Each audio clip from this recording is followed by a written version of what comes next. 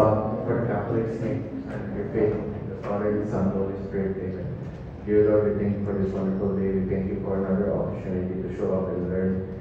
We hope that we will be able to listen, absorb whatever is going to be lectured today, and apply it well in our practice as Christians soon. Amen. Father, Son, and Holy Spirit, amen. Amen. So, good morning everyone. Energy, good morning everyone. Good morning. Alright, so today we're going to talk about early pregnancy complication or the first trimester bleeding. When you say first trimester bleeding, what is the first thing that comes to your mind? Pain and spotting during the first. Okay. How about this is MTT? Huwag ka na magduod-duod dyan. Alam mo naman na. How about this is MTT? Anong nasa isip mo pag sinabing pain and spotting or first trimester bleeding? Yes, pwede. Early operations, no? So, today we're going to talk about abortion in ectopic pregnancy. And I believe gestational trophoblastic disease was already discussed by Dr. Quino, tama? Dana? When was it? Last week. Okay. So the most common etiology, anyway, what is the most common etiology of first trimester abortion or miscarriage? Anyone? For one chocolate. Most common. What is the most common? Sige na. What is the most common? Is it chromosomal abnormalities? Is it due to medical disorder? Early removal of corpus luteum, as mentioned, or induced? What is the most common? Ay, sabi ko, kami, pero ko kayo bibigyan, 100 plus kayo. Again? Anyone? Okay. Chromosomal abnormalities. Tama ba yung answer niya? Yes. Yes. I'm sorry. Chromosomal abnormalities. Very good. Nagbabasa sila. So when we talk about abortion, it is defined as a spontaneous or induced termination of pregnancy before fetal viability. According naman to World Health Organization, it is the loss or termination of pregnancy with a fetus aged younger than 20 weeks gestation or weighing less than 500 grams. However, many prefer to use miscarriage, especially in our setup, no? And spontaneous loss. Because when you say abortion, it is usually point to the word induced. This describes the termination with either surgery, medication of a live fetus that has not reached fetal viability. Okay? So what happened? So more than 80% of spontaneous abortion occur within the first 12 weeks of gestation, with the first trimester losses. The demise of the embryo or fetus nearly always precedes spontaneous expulsion. Death is usually accompanied by hemorrhage into the decidua basalis. This is then followed by adjacent tissue necrosis that stimulates uterine contraction, then expulsion. Rates for miscarriage vary according to study population. In pregnancy, aged 5 to 20 weeks gestation, the incidence ranges from 10 to 20% and is higher in early weeks. So these are the etiologies. As you can see, the fetal factors of all the miscarriages, approximately half are euploid abortion. That is carrying a normal chromosomal complement, and the other half of all miscarriages have chromosomal abnormality. This percentage appears to persist even from evaluation of newer cytogenetic techniques. 95% are caused by maternal gametogenesis errors and 5% by paternal errors. So tama kayo doon regarding sa chromosomal abnormality, mostly sa maternal. Thus, the aneuploid abortion incidence rises dramatically after maternal age exceeds 35 years old. Most common abnormalities are trisomy, About the trisomies, 13, 16, 18, 21, and 22 are most common. When we talk about monosomy X or 45X, this is the single most frequent specific chromosomal abnormality. This is what we call the Turner syndrome, which usually result in miscarriage. Silent ko muna. So, aside from the chromosomal abnormalities, we also have the maternal factors or medical disorder. Poorly controlled diabetes mellitus, obesity, thyroid diseases, especially which thyroid disease? Hypo, hyper. Hypo, hyper. Hypo. Hypo. Okay? And systemic lupus erythematosus, direct therapeutic radiation, especially those patients suffering with cancer, and early exposure to the teratogens such as your methotrexate chemo drugs. Okay? Moreover, aside from the maternal chromosomal abnormalities, maternal disorders, which kasali na rin sa mga etiologies yung sinasabi kanina, that the surgical procedure, like for example, ovarian tumor resection or patient underwent trauma then surgery. We also have caffeine. Sino mahilig mag-coffee dyan? Oh, grabe yung tinas pa dyan. Sa noon, kuya. Anyway, Dunkin. Favorite ko rin yan. Anyway, yes.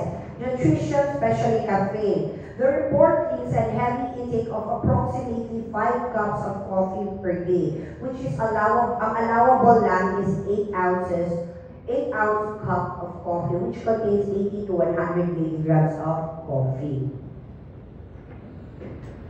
Furthermore, we also have behavioral factors, which behavior vices like cigarette smoking, alcoholic beverage drinker, and illicit drug use. Environment factors such as infections, especially your PIDs, environmental toxin, exposure to your bisphenol, phthalates, and your DDTs. Okay? Now let us move on with spontaneous abortion in its clinical classification. So, can you give me one example of a miscarriage? Yes, threatened abortion. When you see threatened abortion, this is bleeding through a closed cervical os and 20 weeks gestation of pregnancy with a live embryo or fetus. A subchorionic hematoma may also be seen sonographically when a threatened miscarriage. Observation is the norm. Later, the rates of preterm birth and placental abruption are slightly increased. Yun yung threatened abortion. When we talk about inevitable abortion, either a rupture of placental membranes of a marked ballooning of membranes into the vagina, spontaneous rupture in the first trimester is nearly always followed by either uterine contractions or infection, and termination is usually typical. So pag pinag-uusapan natin ng inevitable, ang tatandaan nyo dyan is there is a rupture of membranes. How about incomplete abortion? Pag sinabi yung incomplete, open ang cervix, but the placenta is still there. Separation causes the bleeding. Tissue may remain entirely within the uterus or partially extrude through the cervix. Kaya siya tinawag na incomplete kasi hindi siya completely na-extrude. How about complete abortion? The pregnancy is entirely expelled, bleeding ebbs, and the internal cervical os subsequently closes over the next hour or so. Missed abortion naman, dead products of conception that have been retained for days or weeks within a uterus with a closed cervical os. So more or less, ang missed abortion, yung iba, hindi nila namamalayan, buntis pala sila, nakunan sila, and eventually wala na silang symptoms. So missed abortion. So how about when we talk about septic abortion, if there is mostly or usually this happens in induced abortion, or yung mga nagkaroon sila ng incomplete abortion, tapos may PID sila at the same time. What happens? The organism may invade the myometrial tissues, so ascending infection, especially, and then this will cause parametritis, peritonitis, and septicemia, which further can lead to severe necrotizing infection and toxic shock syndrome caused by the group A Streptococcus pyogenes, which could lead to maternal mortality or morbidity. So that is septic abortion, by the word itself, septic. So, what do we do, or what do we see? The classic clinical finding in septic abortion, we have fever. Of course, kapag may infection, may fever. There's lower abdominal pain. There's uterine tenderness, and there's foul vaginal discharge. So how do we manage the patient? You soak the patient with a broad-spectrum empiric antibiotics. If products is retained, you can do suction in evacuation so that the focus will be diminished.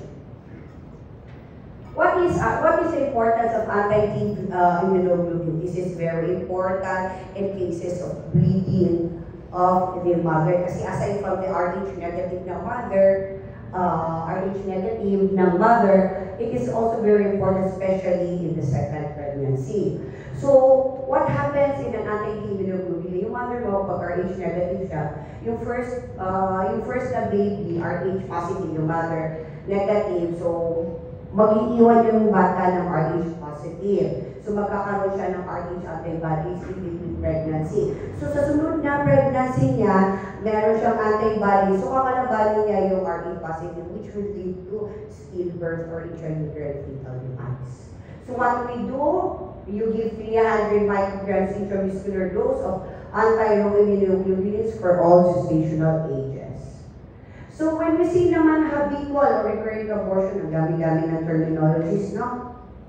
So, classically defined as 3 or more consecutive pregnancy losses, less than 20 weeks gestation, or with a fetal weight of less than 500 grams. According to ASRM in 2020, 2 or more failed pregnancy confirmed sonographically or histopathologic examination.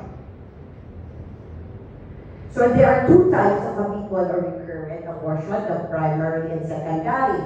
Pag sinabi natin primary, this refers to multiple losses in a woman who has never delivered a live born. On the other hand, when you say secondary, nanganak na siya before, tapos nagsunod-sunod na yung mga pregnancy losses niya. Alright? Am I going too fast? Can you still catch up there sa likod? Yes? Yes. Okay. Moving on, what is the etiology of habitual and recurrent abortion? It could either be parenteral chromosomal abnormality in the form of reciprocal translocation or Robertsonian translocation. Pwede be immunologic factors such as your antiphospholipid syndrome and your systemic lupus erythematosus. Pwede rin endocrinopathies, ayun na naman sa hypothyroidism, si iron deficiency, si the uncontrolled diabetes, progesterone deficiencies. And aside from those, we also have anatomic factor such as the congenital acquired uterine anomaly, uterine myoma, and uterine synechiae. When you say uterine synechiae, it is the scarring of your endometrium within your endometrial cavity that is causing a partial or complete obstruction, wherein the implantation is not very good in most pregnancies. Okay? So, how to evaluate? Of course, we will do karyotyping for both parents for chromosomal causes, antiphospholipid antibody level for the panel, HbA1c for your diabetes, thyroid-stimulating hormones for hypothyroidism, prolactin levels, saline infusion sonography or SAGE or HSG or the hysterosalpingography. And the management will depend on your working diagnosis. Okay, andito na tayo sa induced abortion. Induced abortion, by the way, is not legal in our country. Okay? So, if it is a therapeutic abortion, sometimes you have to consult the medical ethics board of the hospital. So you have to weigh the pros and the cons, okay? So when you say no to abortion, termination of pregnancy with medication or surgery before fetal viability. May tinatawag tayong therapeutic abortion. This is the termination of pregnancy for medical reasons suitable for the patient and fetal education.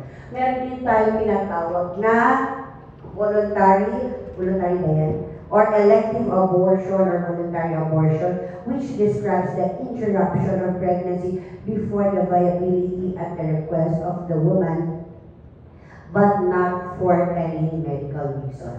Common yan sa mga Western countries. So, this slide is one of my favorite slides when I was still a clerk at PGI in a resident. Kasi lagi itong tinatanong sa amin. Sorry ito kasing projector nyo eh. So, bali the first is threatened.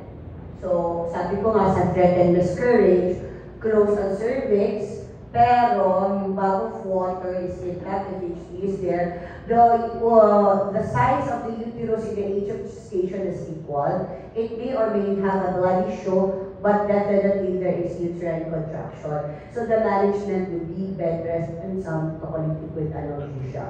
The next row would be missed abortion. Take note, in missed abortion, closed siya.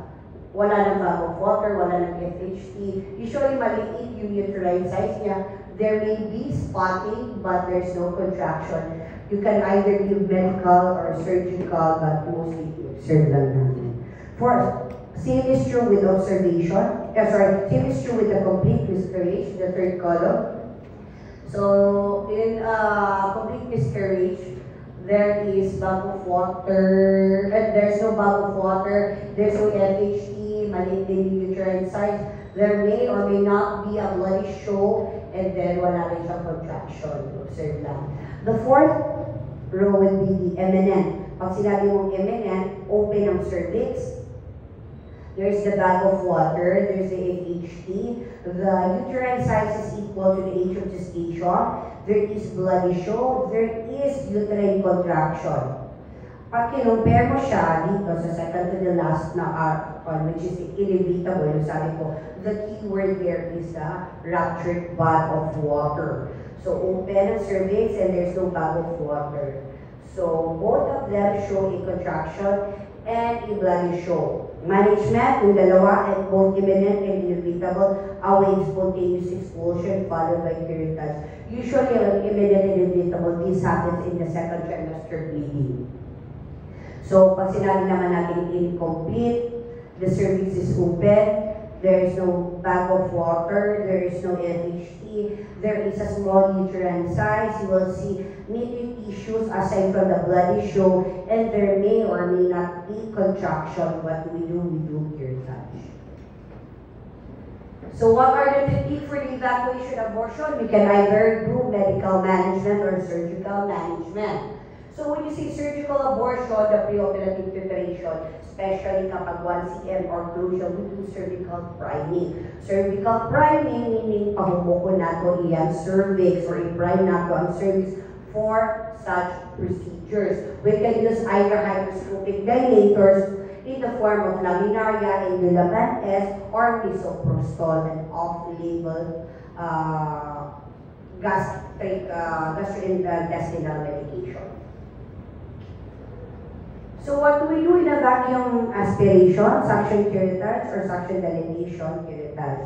Transcervical approach siya, so pinakaagi sa vagina up to the cervix. And what do you do? It is first dilated, and then tissue is then evacuated with the use of your tissue forceps or ovum forceps.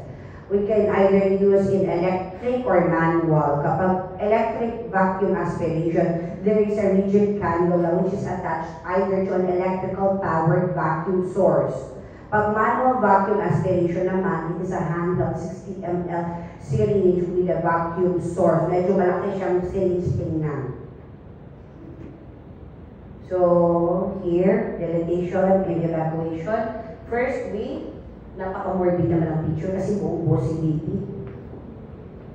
So we have here surgical treatment and analgesia. So we do we give anesthesia. Usually, when you give anesthesia, whether spinal or general anesthesia, the tendency in the cervix will open. So if it opens, the tissues are, by the use of your ovum or your tissue, slowly grasp the remaining products of conception, and then after that, you can either use a suction or a curette to completely evacuate the products of conception. So what do we do, especially in more than 10 stages of gestation? We use curette until a gritty sensation is heard. Okay? So, most common abortion complication or common abortion complication, especially in cases of septic abortion, we have uterine perforation or lower genital tract laceration. Na-mention ko na kanina, what is the difference of uterine syncytiate? We also have hemorrhage and infection. Do you know the syndrome of uterine syncytiate? Kung galing, Asherman. Sige na, bigyan kita ng chocolate kasi yes, Asherman syndrome. Asan? Okay, and then we also have hemorrhage, bleeding, and then infection, as mentioned a while ago.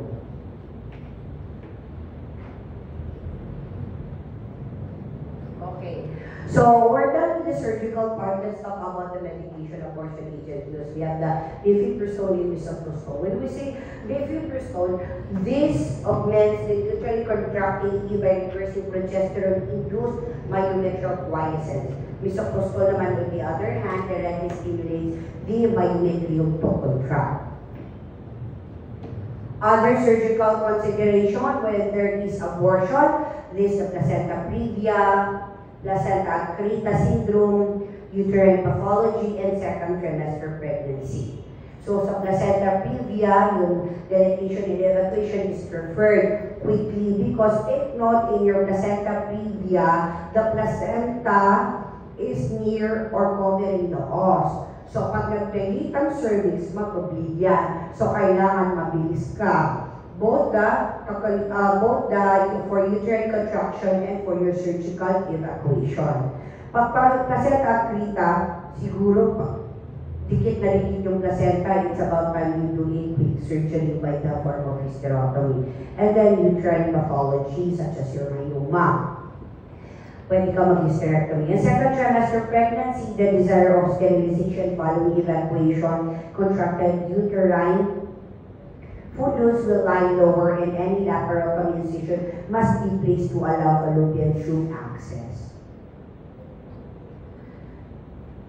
So after an abortion, what contraception can we give? We can give hormonal, OCT, or non-hormonal, or the intrauterine device insertion. Because after an early abortion, especially in less than 12 weeks of gestation, women may ovulate after 8 days. Imagine, nag-complete abortion ka, tapos after 1 week, mag-ovulate ka, buntis ka na naman, di ba?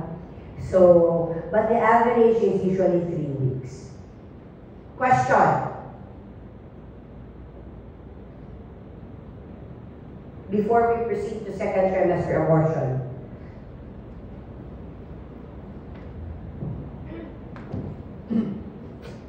May tanong? Wala. So let's proceed. Mamadali ba kayo? Or am I going too fast?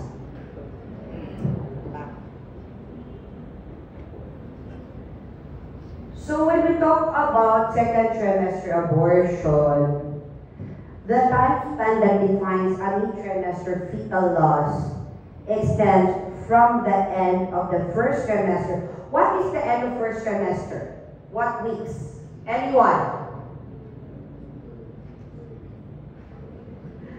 What? It's 14. Until the fetal weighs 500 grams of gestation, it reaches 20 weeks, diba? So, what are the causative agents or causative disease entity? Pwedeng miscarriage, or it will lead to miscarriage, PPROM and fetal demise prior to labor. How do we manage? Similar in many regards to what is used in second trimester induced abortion. So second trimester abortion will depend on the age of gestation or the viability of the baby. Most common among them is what we call the cervical insufficiency, previously called as incompetent cervix. Characteristic, classically painless cervical dilatation in the second trimester. It can be followed by prolapse or the ballooning of the amniotic membranes into the vagina and ultimately expulsion of an immature fetus. Causes: the patient can have underwent cervical conization, cervical trauma. There may be an abnormal cervical development, which is not common because diethylstilbestrol or DES was used in 1990s. Hindi pa tayo pinapanganak, kaya ako hindi pa ako pinapanganak, for preterm labor. And then patients suffering with Marfan or Ehlers-Danlos syndrome, which is a connective tissue problem. So the treatment of cervical insufficiency can be cerclage. There are two types of cerclage. So given na yung vaginal cerclage, ano yung isa? It is your abdominal cerclage. There are two types of vaginal cerclage, Sherrod-Carr and McDonald's. Nakakagutom naman. Okay, easier to perform on Sherrod-Carr, less bleeding, approximation to the internal cause is less satisfactory. Because what we use in the Sherrod-Carr is a tape. We tie it around the cervix. On the other hand, the McDonald vaginal cerclage can get as close as possible to the level of internal cause. Aesthetic risk, blood loss is higher and larger, and it is a longer procedure. Pero McDonald's, tinatay, we use suture. This one, we use tape. The second type of cerclage, hindi nakikisabay yung animation ko sa brain ko. So, yeah, because I arrived 12 midnight na. Galing ako sa Manila. Okay, so abdominal cerclage. When we talk about abdominal cerclage, the suture at the uterine isthmus is placed abdominally, just like what is shown in the picture. Perform less often. Prior transvaginal cerclage, failure of the severe cervical anatomical defect and cesarean delivery is required for this type of cerclage. So ito, this is a picture. So if you have this, yung abdominal cavity, abdominal cerclage, tinatay mo siya somewhere sa isthmus. Pag yung Sherrod-Carr naman, we use a tape to tie it around Sherrod-Carr. And yung McDonald's, you use suture to suture or suturally internal cervical cause. So yan yung tatlong types. So what are the complications of your second trimester bleeding and your cerclage? Your patient can have PPROM or the preterm premature rupture of membranes. You can also have preterm labor, hemorrhage, infection, and imminent abortion of delivery. If this happens, suture should be removed to avoid cervical laceration. What is the most common sign of tubal pregnancy? Ay, isa lang sa anak. Isa lang ako ng chocolate eh. Apulary. O sige, ilang percent? Ay, wala. Pag-uwi na nga tayo sa let's talk about ectopic pregnancy. So when we talk about ectopic pregnancy, this is an implantation elsewhere that ectopic accounts for about 0.5 to 1.5% of first trimester. Following fertilization in a normal intrauterine pregnancy, fallopian tube, transit, the blastocyst normally implants within the endometrial lining of the uterine cavity. So classification, pwede siya sa fallopian tube. This occurs in about 95%, and yes, 75% of the fallopian tube would implant in the ampullary region. Next would be the non-tubal pregnancies. This would include ovarian, peritoneal cavity, cervix, and cesarean scar. And lastly, within is lastly is the heterotropic pregnancy. Pag sinabi mong heterotropic pregnancy sa mong fetal pregnancy, so meron na implant sa loob, meron sa labas. There are some cases that has been documented in Northern Mindanao Medical Center during my residency. So bali nanganak siya, after 2 months masakit yung tiyan niya. So dinala siya sa NMMC kasi sabi nila may ovarian new growth and complication. CT scan, MRI was done which revealed a calcified baby. Diba? So risk factors for ectopic pregnancy, abnormal fallopian tube anatomy, surgery, especially with prior tubal pregnancy for fertility, sterilization, and then previous tubal infections such as your salpingitis, tubal adhesions, endometritis for infertility, the use of ART. Smoking also. Why smoking, by the way? Sabay-sabay. Why smoking?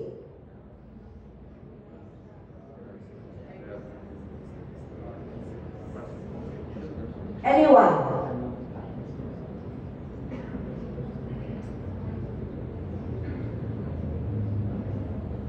What is the relationship or pathogenesis of smoking with ectopic pregnancy? Ay, hindi ko rin sasabihin.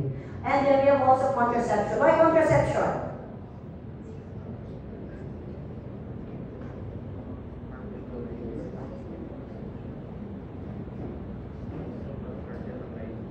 Hindi nyo rin alam.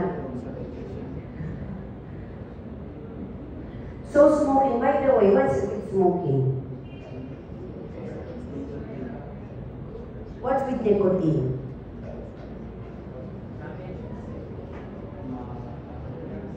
Yes? Ikaw, libre mo talaga ako tama? Ng damage. Anyway, there is the damage of the tissues. Tama. Alright. How about the contraception? What is contraception? Because it is hormonal and it alters the motility of the fallopian tube. O sinabi mo motility kasi medyo may peristalsis ang fallopian tube para mag-assist sa transport ng blastocysts into the endometrium. So since gumagamit ka ng contraceptive, especially in the progesterone form, medyo mabagal yung movement ng blastocysts. So doon na inaabutan ng implantation sa fallopian tube. So, evolution potential outcome, fallopian tube, black submucosal layer because of those aforementioned etiologies, the fertilized ovum promptly burrows into the epithelium. Zygote comes lying near or within the mascularis and invade rapidly proliferating. So, pag nag-proliferate siya na nag-proliferate, it will become tubal rupture. Pag nag-rupture yan, it can tear the fallopian tube, it will burst, and then it will have a intra-abdominal bleeding or hemorrhage. Diba? Nubo ako. So, tubal abortion, pregnancy passage out of the fallopian tube. Dalawa ang pwedeng mangyari. Hemorrhage may cease, titigil siya, and the symptoms will eventually disappear. So, kapag hindi naman siya, if the hemorrhage did not cease, it will progress in induced symptoms, blood slowly tissue from the tubal fibri and posterior uterine cell. Pero pag pinasok mo siya sa OR, pag open mo, wala na ka namang nakita sa fallopian tube, only hemiperitoneum, what will you do? Wala. You will suction, then you will check the tube, and after that you will close, and then you will observe. So, classic presentation, we have amenorrhea. Of course, amenorrhea kasi pregnancy nga siya. Pain. Why is there pain, by the way? Anyone? Why is there pain in ectopic pregnancy? Let's say, hindi pa siya nag-rupture. Bakit mas masakit yung tiyan nila? Anyone? Because wala pa, hindi pa siya nag-rupture. Yes, there is the irritation due to the distension. Na-irritate yung peritoneal cavity mo or visceral peritoneum mo, or parietal peritoneum because of the distending mass, the ectopic pregnancy. And when it ruptures, bakit na naman mas sasakit? It is because your blood within the peritoneum, which is a foreign body, becomes an irritation and it presents as pain. Okay? So, why do we have vaginal bleeding? Eh, wala naman doon yung pregnancy. Wala naman sa endometrial cavity, nalalabas sa cervix. Why do we have pain? Hindi. Wala namang butas yung peritoneum sa vagina eh. Bakit mo magva-vaginal bleeding? Because ito, sa endometrial cavity, no, may receptors yan siya. Pag na-sense yan na may pregnancy, so, assuming siya, so maghahanda siya sa endometrial cavity, papabongga niya for the blastocyst to be conducive for pregnancy. However, walang dumating kasi sumegway pa siya, biglang ko pa siya, nagmahay pala. Yun, nagpa-bleed na lang siya. Sabi ng tagal-tagal naman yung blastocyst, hindi pa rin siya dumarating. So, nagpa-bleed na lang siya. Because the endometrium, when the endometrium senses pregnancy, it usually prepares the endometrial cavity, blood vessels, ganyan. So, pag wala talagang dumating na blastocyst to implant, mag-shed off yan. So, physical examination, usually you have tenderness. Yung by manual pelvic exam, meron kang mass and tenderness. At the same time, the most important, which is wala dyan, kung ano man yung binabasa ninyo, and this side is the cervical motion tenderness. Cervical motion tenderness. Have you heard of the chandelier sign? Chandelier by Sia. Google, please. Mag-google yung anong kulay yung letter L. What is chandelier sign? Anyone? Ang hindi sumagot, pasasayawin ko kayo lahat ng Zumba.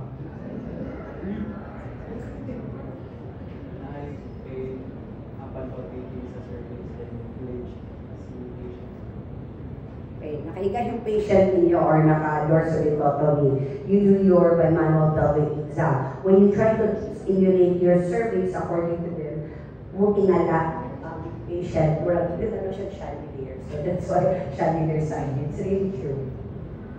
So what do we request? Of course, in cases of hemorrhage and bleeding, we request for our CBC, hemoglobin and hematocrit, whether it's with reduction for a substantive hemorrhage, after acute hemorrhage and decline. So kapag nag-a-admit kami ng patient with pregnancy of unknown location, we usually, this is one of our monitoring parameter, the CBC.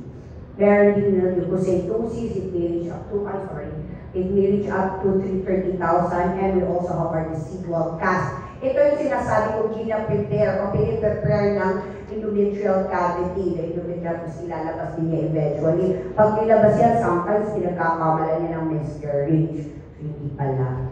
Temporary residual. Importantly, residual sloughing may also occur with miscarriage, pero more common siya sa ectopic pregnancy. So, what do we request? Pinaka-importante is your beta-HCG. When you say human chorionic gonadotrophin or the beta-HCG, this is a glycoprotein produced by placenta trophoblast and can be detected in serum in early pregnancy. Positive pregnancy test result plus bleeding or pain, and initial TBS is typically performed with age gestation. The initial beta-HCG level sets expectation for an anticipated TBS finding. Ayoko siya basahin. Anyway, ganito ha, ang beta-HCG, nire-request siya sa mga ectopic pregnancy, especially in cases of pregnancy of unknown location, dahil you will get the baseline. In a normal intrauterine pregnancy, after 48 hours, your value will double. So magdo-double. Let's see, first nakuha mo ng beta-HCG, 900. So after 48 hours, kinuha mo siya, 1,000 lang siya. So meaning, it is a, hindi siya viable. It is not a normal intrauterine pregnancy. So remember, in 5 to 6 weeks of gestation, this will correspond to beta-HCG level of 1,500 or more. Okay? Yun lang, yung contrast niya. Of course, TBS, pregnancy of unknown location, usually kapag in a normal pregnancy, as early as 5 weeks into gestation, meron ka nang makikita dyan. And in a normal instance of a transvaginal sonography, meron kang trilaminal sign. So, hindi na natin yung masaya. Ayun. And in contrast with ectopic pregnancy, a trilaminar endometrial pattern is usually characteristic of a normal pregnancy. Yan yung sa transvaginal sonography. Ito din. Ito lagi itong pinagkakamaladhanan ito. No. Usually, a gestational sac is round and well-defined. But, pag ganito yung nakita mo, especially kapag hindi siya masyadong nasa center or nasa taas, this is what we call a pseudo-sac. Okay, yun ang importante dyan. Siguro nung ginagawa ko ito, tamad na ako mag-edit, no? This one naman, this is an adnexal finding, a ring of fire. Usually, this is a cyst type or adnexal mass. Sometimes, when makikita ka dyan, fetus or maliit na fetus or with a fetal heartbeat, yan yung usual nakita. Importante na sa slide dito is the ring of fire. When you try to apply color Doppler in the ultrasound, you see siya because ectopic pregnancy is well vascularized. Yes? Next. Hemoperitoneum, pag sinabi natin hemoperitoneum, by the word hemo, dugo, peritoneum, nasa loob ng peritoneum mo. Usually, nakikita siya dyan, within the posterior cul-de-sac. When you try, pag pinigga mo yung patient, you will see the settling of the fluid, which is collected in a dependent area in the retrouterine cul-de-sac. The fluid in this pouch is not typically seen until it forms a volume of 400 to 600 ml hemoperitoneum. So yun yung mga nakikita nyo sa TBS. So what do we do in hemoperitoneum? There is what we call pulmocentesis. Ayaw ko yung tingnan. Pulmocentesis. So what do we do in the pulmocentesis? No? Kunwari, wala namang DTTV sa atin, nag-deploy kayo in a far-flung areas where ultrasound is not available, but you are anticipating hemoperitoneum, or you do pulmocentesis. How do you do a pulmocentesis?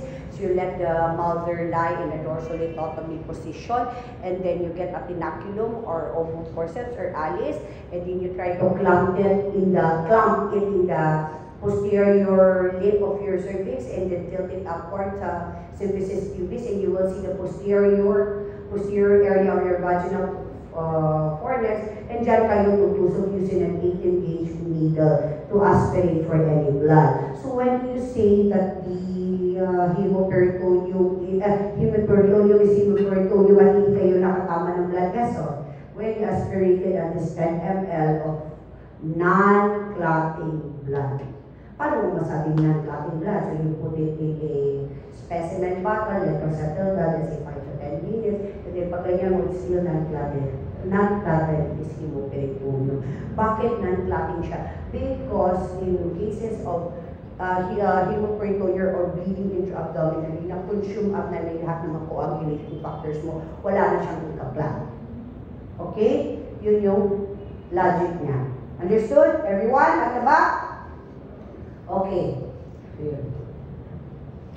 So, how about serum progesterone? What is the use? This is a hormone used by some to aid ectopic pregnancy diagnosis with serotonin HCG level in TBS findings are inconclusive. Usually, it is less than 6 nanograms per ml. Most ectopic pregnancy progesterone level ranges 10 to 25 nanograms per ml. A value of more than 25 suggests an intrauterine pregnancy, which excludes ectopic pregnancy.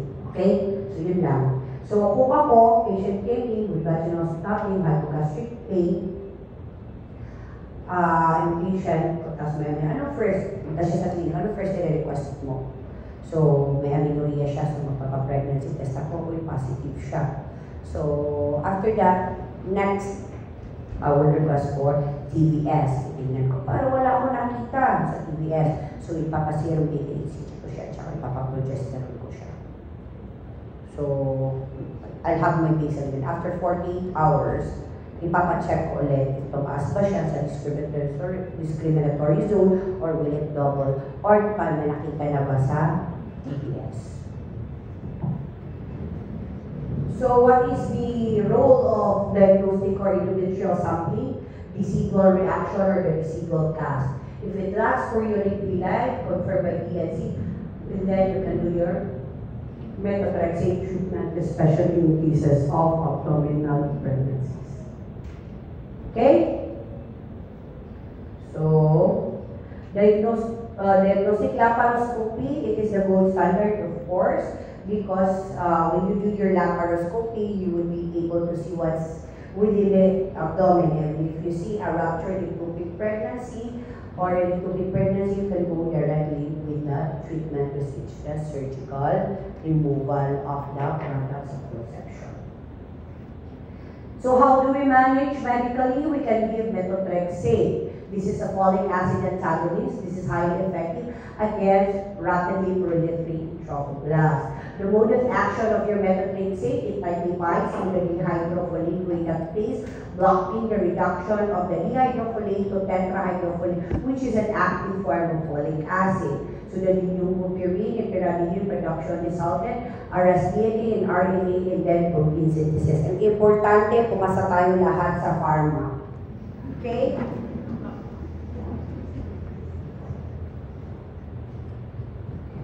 So aside, okay, ito na naman, inuulit talaga ako ng methotrexate na ito. It is most often for ectopic pregnancy. There is two types of administration of methotrexate. We have the single dose at saka yung multi-dose. Pag single dose, we follow the formula 50 mg per ml, meter squared times the body surface area. Pag multi-dose naman, 0.1. Leucovorin is given alternatively with methotrexate. When you say leucovorin, this is a folinic acid and has an folic acid activity. Thus, it allows some purine and pyrimidine synthesis to buffer against side effects. So, basta, katanda nyo dito, sa single dose, usually single dose eh. One dose lang siya.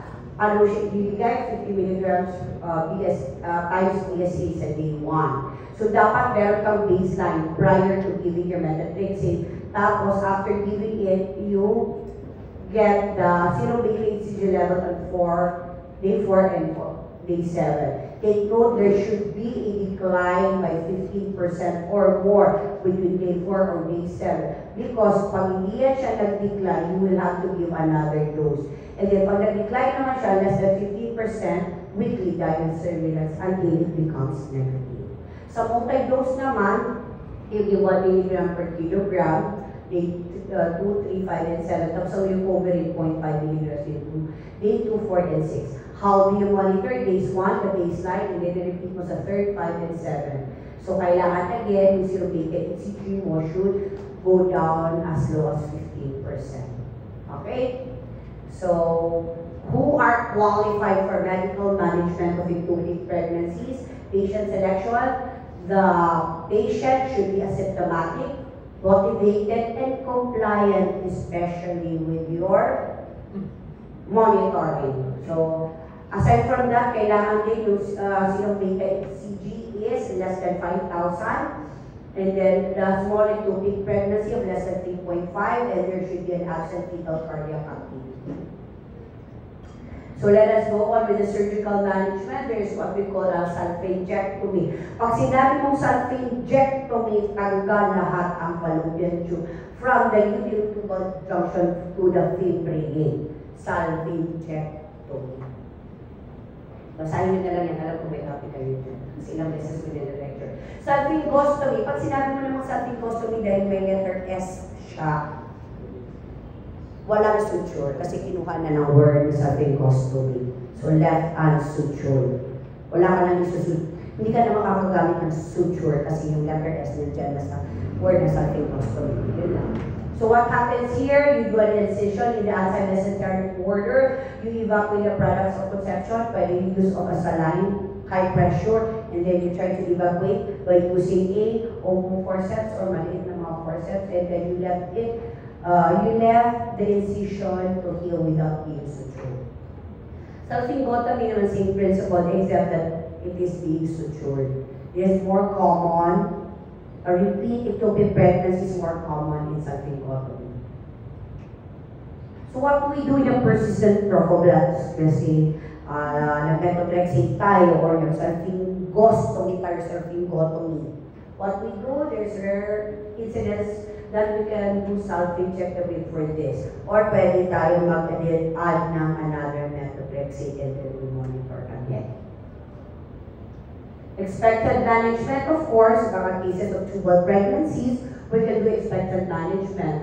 But the patient should be asymptomatic and it should be a very early tubal pregnancy, especially with the presence of a stable or falling serum ECG, a significant drop levels within 48 hours. And the sonographic feature should be an inhomogeneous mass, not those with ring of fire and may fetus sa loob. Okay. Toilet break. 5 minutes. There you go.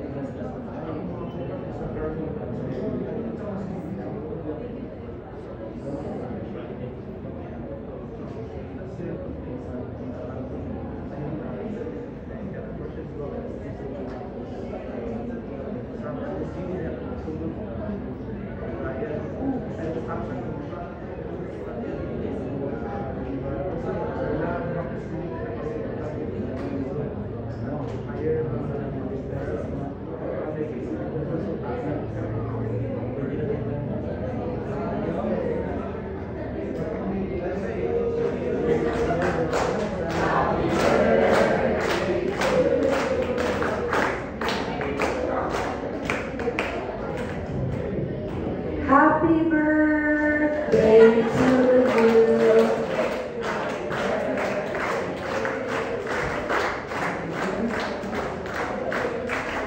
Happy birthday. Happy birthday ba? Dalawang beses tayo makanta. Sa happy birthday. Ha? Mag-zumba kayo? Sige. Okay, medyo mahaba kasi ito. Recording na wait lang na.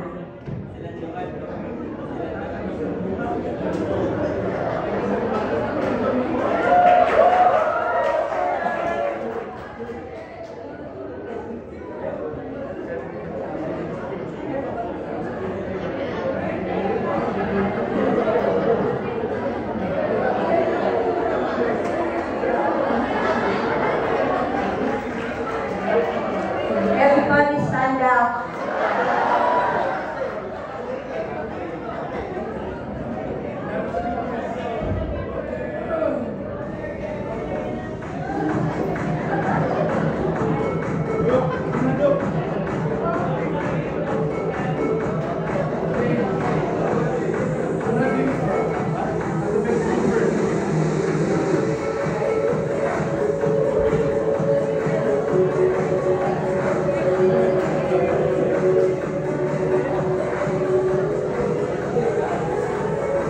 Ay, energy, magpapaquiz ako.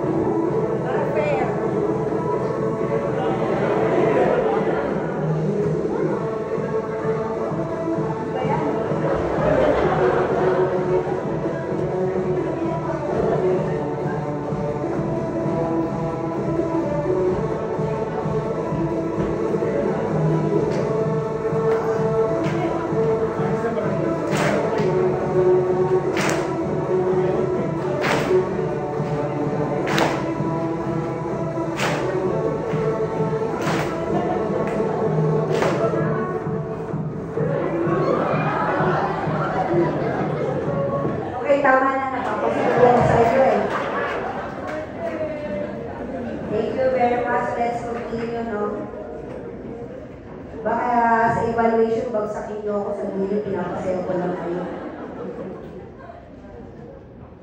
Lagot tayo, baka sumilip dito si Mayra. Sabi niya, alam ko nagtuturo pa ng mobile pala dahil sa instructor na. Okay, let us talk about interstitial pregnancy in fallopian tube. So this implants within the tubal segment of the muscular layer. This is different. When you say interstitial, this is different from cornual pregnancy. Kasi I'm sure dating nga sa NMM say, oh, cornual pregnancy, yun pala interstitial pregnancy. Because when you say cornual pregnancy, it's way different from interstitial. Yung cornual is to describe a conception that developed in the rudimentary cord of a uterus with Mullerian anomaly. So, doon siya sa cord ng uterus. Pag sinabi mong interstitial, doon siya sa muscular layer ng uterus and fallopian tube. So, how do we diagnose? Sonograph medically can appear similar to eccentrical implanted intrauterine pregnancy. So, medyo similar din siya sa cornual pregnancy. The uterus is usually empty, pero may makikita kang interstitial line. This is an echogenic line extending from the gestational sac to the endometrial cavity, more likely representing the interstitial portion of the fallopian tube. So, what we can do cornual resection. We remove the gestational sac and surrounding cornual myometrium means wedge resection. So, sapsapan jubi mo siya. And then, cornuostomy, this involves incision of the cornua. Tanggalin mo lang yung products of conception, and then you will suture it layer by layer. But this is very prone to your persistent trophoblastic. Kailangan pa rin ng beta-HCG monitor.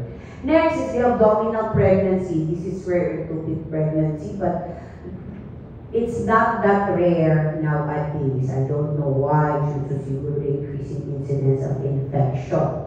Defined as an implantation in the live peritoneal cavity, exclusive of tubal, ovarian, and intraligamentous implantation. Most are thought to follow early tubal rupture or tubal abortion with reimplantation. Study 4 criteria of abdominal pregnancy: the presence of a normal bilateral tube and ovaries with no evidence of uteroperitoneal fistula. That is study 4 criteria.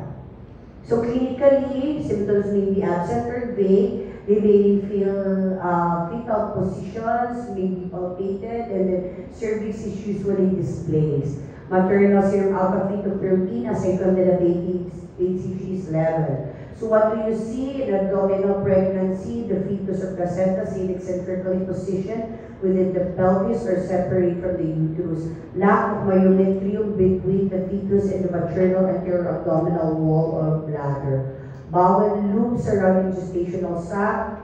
There is oligohydramnios, and imaging can aid, like MRI, can provide placental formation on diagnosis.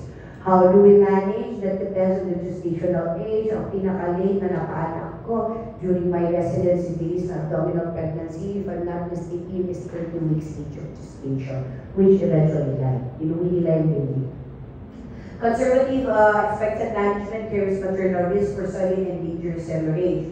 So termination generally is indicated once diagnosis is made before 24 weeks.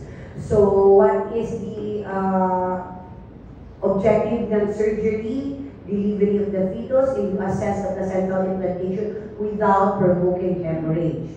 Placental removal may precipitate torrential hemorrhage because of a normal hemostatic mechanism of the myometrial contraction to constrict hypertrophied blood vessels is lacking. So pag ilagtanin mo ang placenta, wala may myometrium na mag-contract to stop the bleeding. So magduguay na siya magduguan. Everyone understands Bisaya here?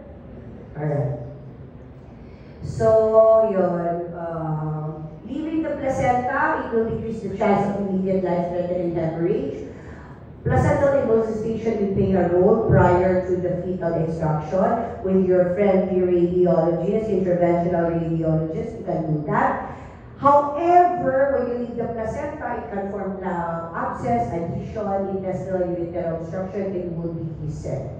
If the placenta is left, the evolution can be monitored by the use of serum beta HCG in color Doppler sonography and MRI. Okay, the placental function will degrade rapidly, it will atrophy, it will wala na siya. Post-operative methotrexate is given to recent involution, accelerated placental destruction with a cumulative necrotic tissue, but it is very prone to infection. Infection with abscess formation can be a complication and you will have to reopen. Next is ovarian pregnancy. Ectopic pregnancy of the fertilized egg of the ovary is rare. Rupture at an early stage with usual mga consequences niya, bleeding, hemorrhage. In ovarian pregnancy, there is what we call as Bird diagnostic criteria, wherein the ipsilateral tube is intact and distinct from the ovary. The ectopic pregnancy occupies the ovary. The ectopic pregnancy is connected by the uterovarian ligament to the uterus, and lastly, the ovarian tissue can be demonstrated histologically in the placental tissue. So what do we see in ovarian pregnancy? Sonographically, the internal anechoic area is surrounded by a wide echogenic ring, which in turn is surrounded by an ovarian cortex. Okay? Cortex and partner ni cortex ovary.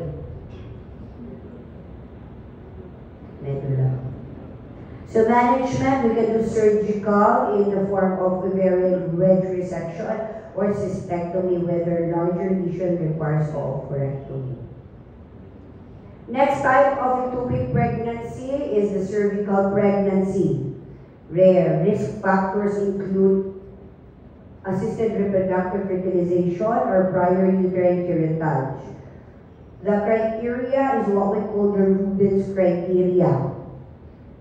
Cervical glands are present opposite to the placental attachment. Intimate attachment of the placenta to the cervix. Number 3, placenta is below the entrance of the uterine vessels, below peritoneal reflection and the anterior-posterior uterine surfaces, and fetal elements absent in the uterine corpus. So how do we diagnose it? There's a previous vaginal bleeding. It can be severe. Anyway, ayaw siya basahin. Let me just basahin nila lang yan. I have a personal experience with cervical ectopic pregnancy. So, the patient presented with amenorrhea. So, nag-request ako ng ultrasound. Hindi niya pinagawa. Came back due to vaginal spotting. So, ultrasound ko siya. So, ang nangyari, the cervix is like a, tawag dyan yung parang, yung pinagamit natin yung time, ang tawag dyan? Hourglass. It's like an hourglass. Balloon of cervix. The ectopic pregnancy was there. So, nagsa-spotting siya. Eventually developed pain. Because remember, your cervix is also, yung mga sensory, yung sensory sensations mo marami. She presented pain. So what did I do? I gave methotrexate as a first-line therapy in hypodermia mechanistic illness. I gave methotrexate single dose. So I tried to observe her. However, after a few hours, biglang bumuwag ang bleeding. So I have to rush her into the operating room. I tried to evacuate, grabe yung dugo, and I packed it for some times. 26 ko kalit natin. So sabi ko, pag hindi pa ito, so nawala, baka kailangan ko siya mag-therapy. She's young, she's gravid, the one with the ectopic pregnancy. So after 24 hours, I removed the pack and I continued with my curettage. So yun yung story ng management at saka diagnosis niya. So, methotrexate, suction evacuation if needed, especially kapag nag-bleed. If it bleeds, you get to packing or the 26 Foley catheter to provide tamponade to stop the bleeding. And you can remove it after 24 hours. Okay? If everything else fails, you can do hysterectomy. Cesarean scar pregnancy. Wala akong first-hand experience sa kanya, pero yung mga kasama ko, meron, nag-assist ako. And yes, nag-bleed siya, tapos hindi rin siya ma-reach. Kasi when you do your suction, nandun siya nakiplat sa scar. So what they did is, remove the uterus. When you try to open, nandun talaga yung bata sa may bed sa scar. Easy. Joke lang siya, easy.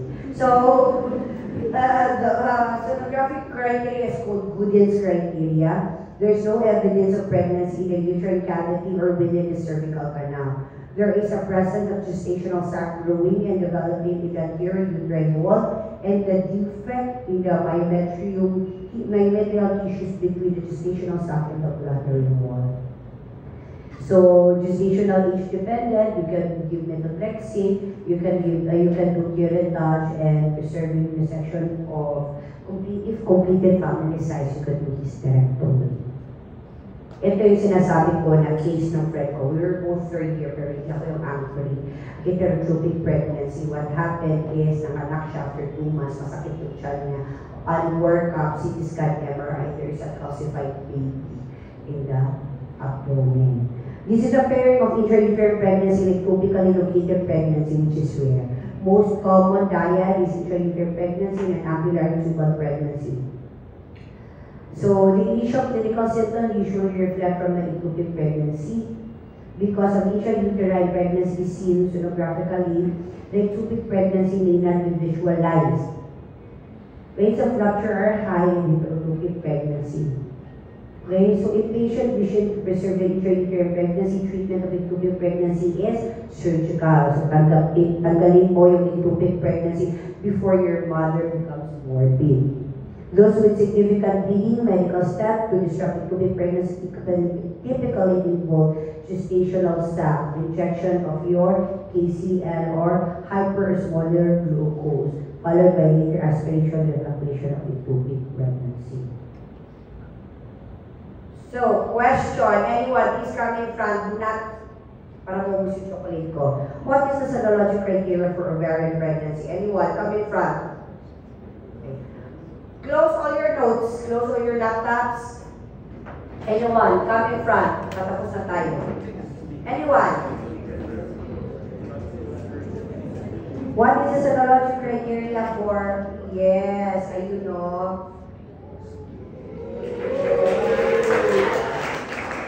Wala pa Jenny. Go. What is your answer? Letter C, tama ba? Yes. Dali. Next.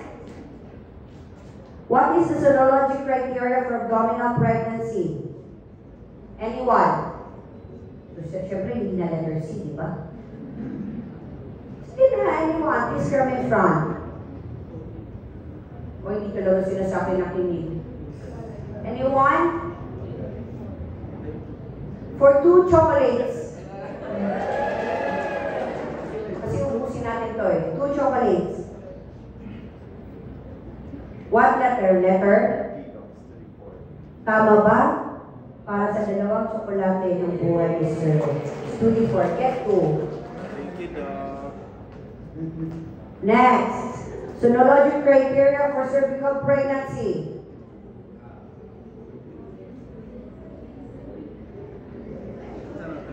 So wala ng BNC. So dalawa na lang, Budin and Robbins. Coming from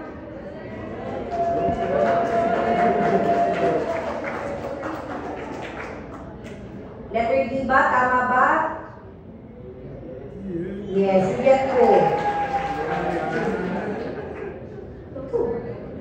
And lastly, siya, wala kayo mga answer-anin. Huwag na kakaiwaya. 1, 2, 3, stand up.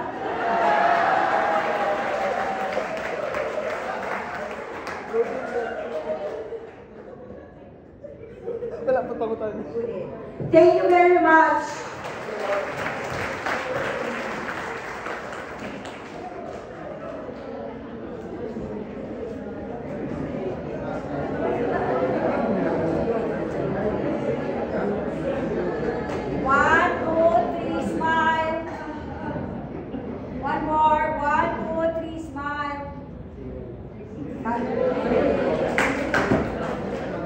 Parang kailangan natin dito ako tatay.